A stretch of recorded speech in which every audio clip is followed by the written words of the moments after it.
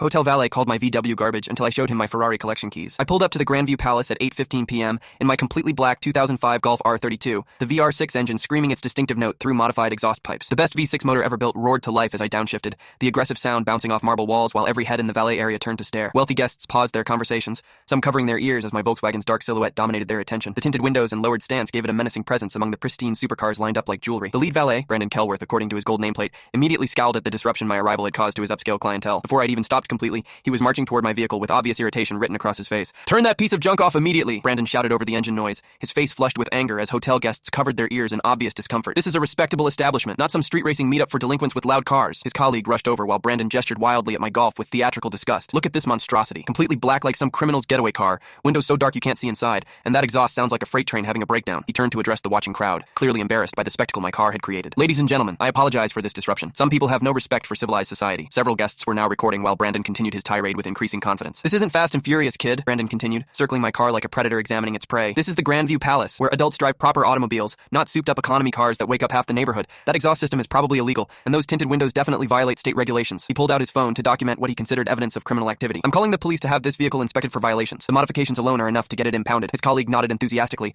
while guests continued gathering around the scene. "People like you think you can just roll up anywhere making noise and disturbing the peace? Well, not at my valet stand." Brandon's confidence grew with each supportive nod from the watching crowd. "Security needs to check this vehicle for weapons," Brandon announced loudly, ensuring everyone within earshot could hear his assessment. "Completely black car, illegal modifications, windows you can't see through, driving like some gang member. This screams drug dealer or worse." He gestured dramatically while hotel security approached cautiously. "I've worked valet for 8 years, and I know trouble when I see it. This car belongs in a police impound lot, not at a 5-star hotel." The security guard looked uncomfortable but approached my window anyway. "Sir, we need you to step out for routine inspection," he said apologetically. Brandon smiled triumphantly while recording what he expected would be my humiliation and arrest. "Make sure you search the trunk," he instructed the guard. "Cars like this always have something illegal hidden inside them." My phone buzzed at exactly 8:23 p.m., cutting through Brandon's continued mockery like a knife through silk. The caller ID showed Velocity Motors Collection, and I answered immediately, putting the call on speaker for everyone to hear. "Mr. Ashworth, this is James from the collection facility. Your new Ferrari SF90 just arrived from Italy, and we need your signature for delivery inspection. Should we bring it to the usual location with the rest of your collection?" Brandon's confident expression evaporated instantly as the words registered. The security guard stepped backward while the crowd fell completely silent. Every phone that had been recording Brandon's performance was now focused on me, as the implications of the phone call sank in slowly. "Actually, I'm at the Grandview Palace right now," I replied calmly, watching Brandon's face turn ashen as I reached into my jacket and pulled out a leather key case. "But yes, add it to the garage with the others." I opened the case to reveal keys for a LaFerrari, 2 Bugatti Chirons, a McLaren P1, a Koenigsegg Regera, and spaces for 6 more supercars. Brandon stared at the keys like they were explosive devices while the security guard's radio crackled with incoming calls. The guests who'd been nodding along to his criminal accusations now pressed closer, their phones capturing Brandon's horror as he realized he'd just insulted a man whose car collection was worth more than most people's lifetime earnings. Within 30 minutes, Brandon was clearing out his locker, while hotel management terminated his employment for gross misconduct toward a valued guest. The general manager personally apologized while offering complimentary services to repair their damaged reputation. Brandon's final words as he walked to his beat-up sedan were barely audible. How was I supposed to know? But respect isn't about the noise your car makes. It's about treating people with basic dignity regardless of their appearance.